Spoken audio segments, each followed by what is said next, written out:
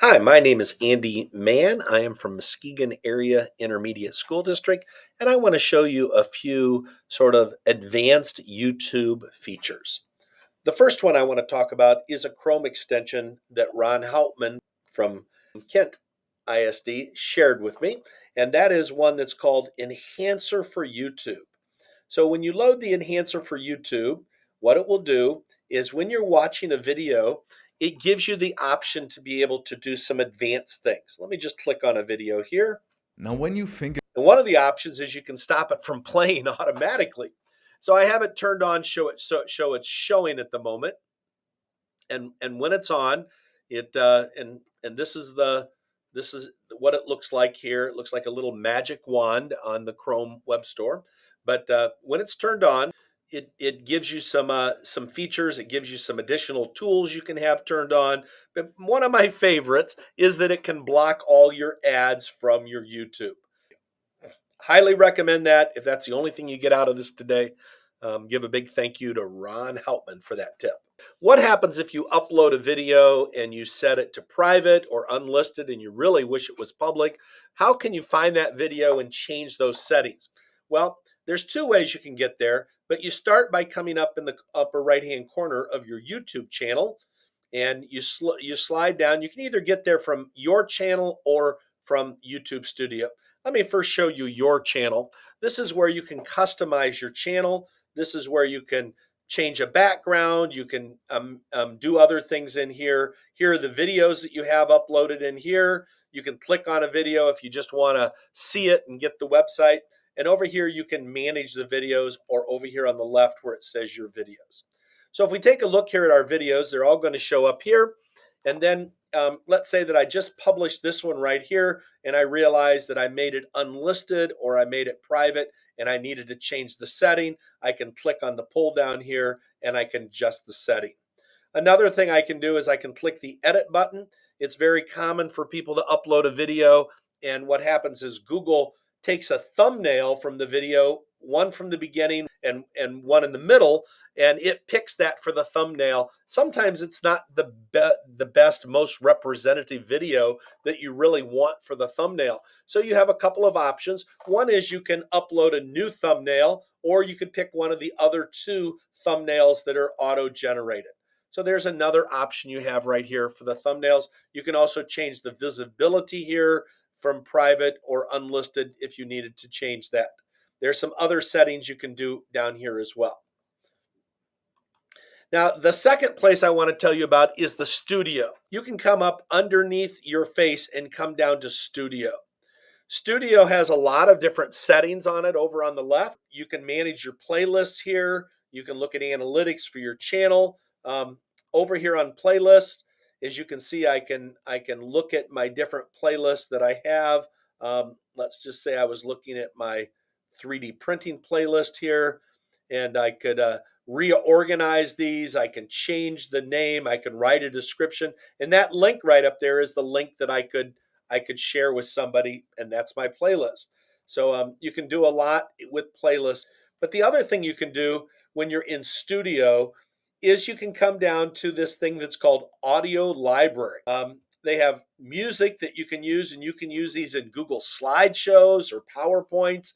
They have sound effects that you can use as well. So let's say that I'm doing something where I really would like to look for a baby crying. That'd be just like perfect. So I can do the little search. Don't search up here because that searches across your channel. Search down here and I'll type in baby, and it's going to say, okay, so I can come down here and hear these sounds. I can click the play button.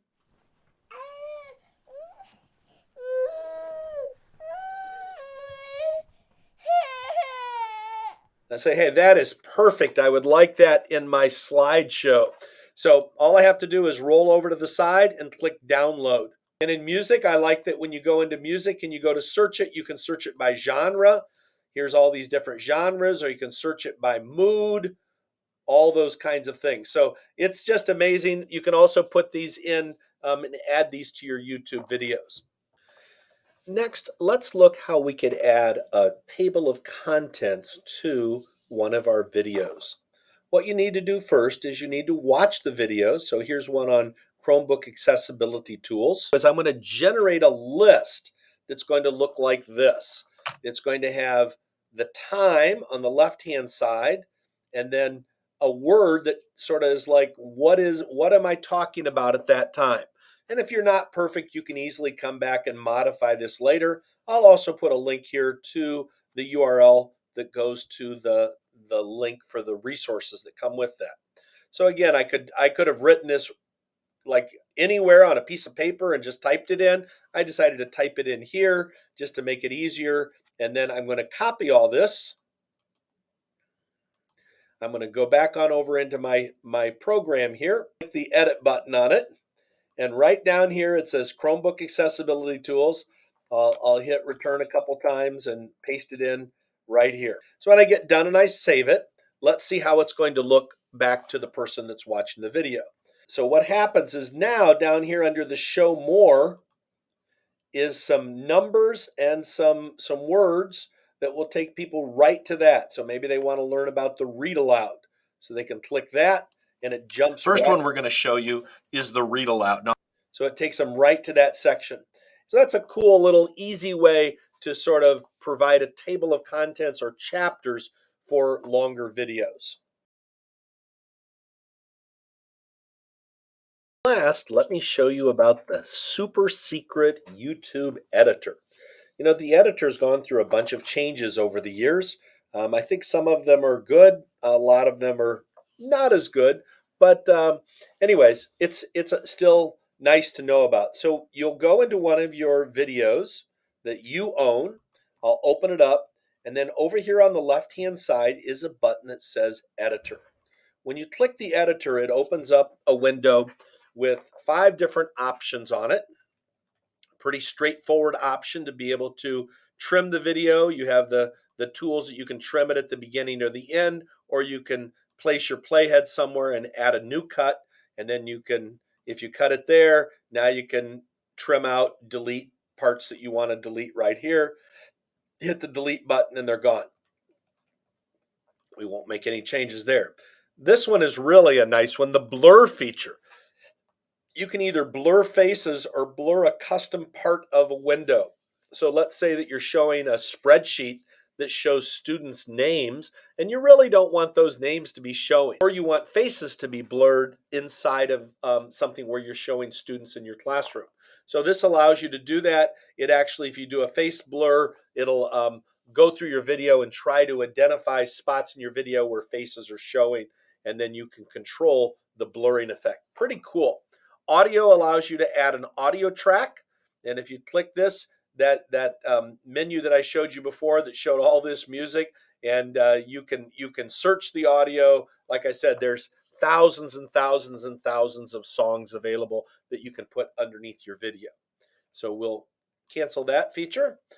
You do have some options here at end of the screen that you can put a link to another video playlist to subscribe, or a channel, or an info card with it. You can do a video, a playlist, or a channel. If you want to be able to put in a link, you have to be a member of their partner program, which has pretty steep requirements. You have to have so many views a month, and I'm not even sure if education is eligible. But that's the YouTube editor. Please check it out. Like I say, it's sort of hidden in here, but once you find it, you're like, oh, I didn't know I could easily. To me, the trimming is probably one of the biggest things. You can trim out parts of your videos that you're like, oh, I just didn't want that in there.